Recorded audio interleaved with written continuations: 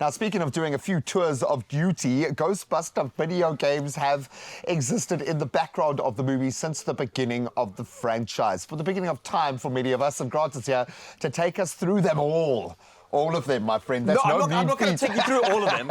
I'll take you through a couple of them that we probably remember. There's been a ton, and not all of them have been great. Understandably so. Not all of the movie moments have been amazing, but the franchise is amazing. And there is so much cannon fodder there to have fun in a gaming space. Right? It feels like it was a movie series that could have been based on from like a video game. Sure. It's like people with these like wild weapons that are designed to take over supernatural creatures. That could be that sounds like a video game. It sounds like a streamed series right now. I'm sure it might come back in a different guise, but it does beg the question, because these started so early. What video game capability existed when the movies came out? Yeah, well, the first game came out in 1984, so a year before I was born. Sure. So just so you know, and it came out for old school Commodore, and it actually took like 6 weeks to develop. That's all. The game cycle's now like 7 years to develop, but 6 weeks to develop. And David Crane was the game designer behind it, and very well appreciated game. A lot of people play different versions of this. There were like slightly different versions, but it was old school.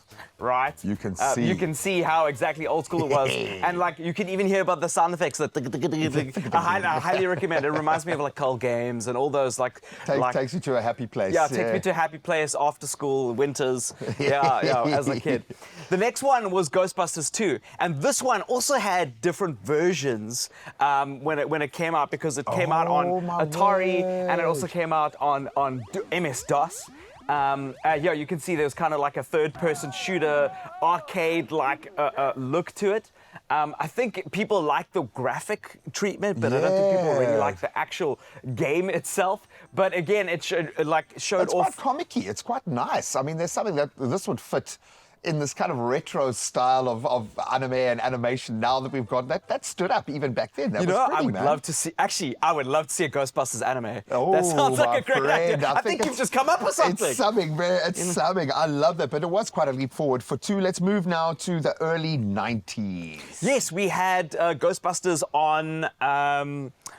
what's the Sega Mega Drive? Mega Drive, like Genesis. 1990, and it had nothing to do with the original Ghostbusters. Obviously, the same IP, but it was like a completely different game. I actually chatted to Pete in studio now behind the camera. He was like, "Yeah, I played this." I think a lot of people played the Sega Mega Drive games.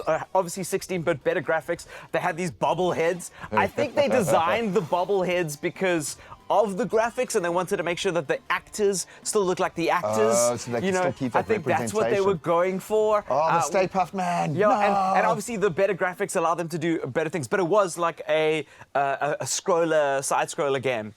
In essence. And it looks like a lot of fun, but it looks like a lot of games of that particular area. Then we fast forward to 2016. Yes, let's fast forward all the way, like there's a lot of games in between, but there's this isometric top-down shooter in 2016, which was based on the Ghostbusters film that came out then in 2016. Obviously, that movie didn't get a lot of critical acclaim. Like, to be honest with you, I actually enjoyed that film. I didn't see what was going on, but this is a kind of game that I want to see more of. So isometric means that it's like sort of 3D. It's like lockdown on this 3D angle, and it's a top-down shooter. And you can play cooperatively with 3 other friends, so 4 of you can play together.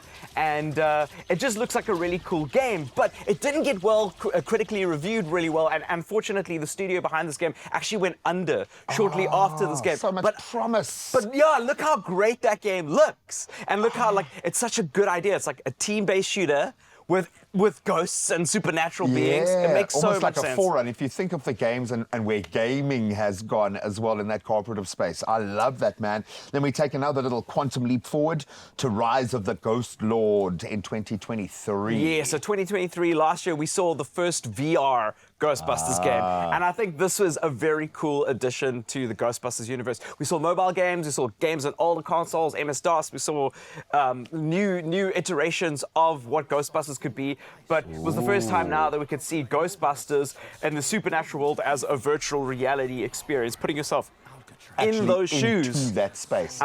Which was very cool. And I think that you could get, Ghostbusters is a cool series because I think it has like the surprise of these eerie monsters that you don't know. It's a little bit like X-Files in a sense, but it's also comedy and fun. X-Files is super serious, where Ghostbusters, I think, is the appeal is that it's like, you can be a Scooby-Doo, right? Yeah. Like, it's that whole thing. We can investigate this and have some fun, but it's always going to be wild, and you don't know how dark it's going to get. And there will be some adrenaline. I think that's what I've enjoyed about this, because it's safe for younger people to embrace this, but still get the thrills. It's goosebumps. Yeah, it's goosebumps, man. Absolutely love it. Oh, you've taken some beautiful examples. It's amazing to see how far we've come.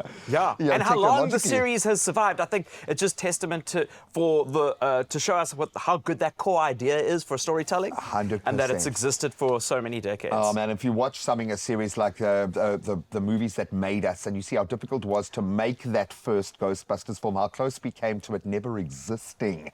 It's amazing when you see the franchise play out like this in a subculture, not even within film. That is amazing.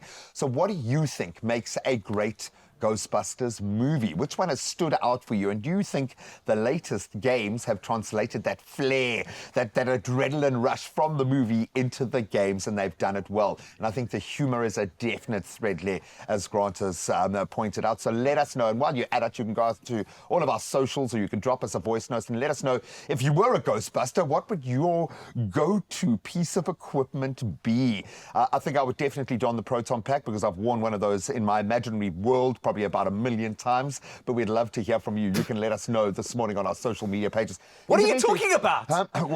What would you... Proton Pack in what invisible world?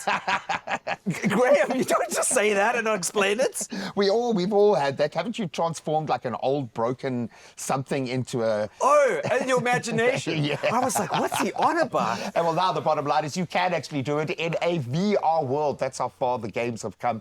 But I love the fact that this is a franchise, whether it's in film or gaming, it stood the test of time.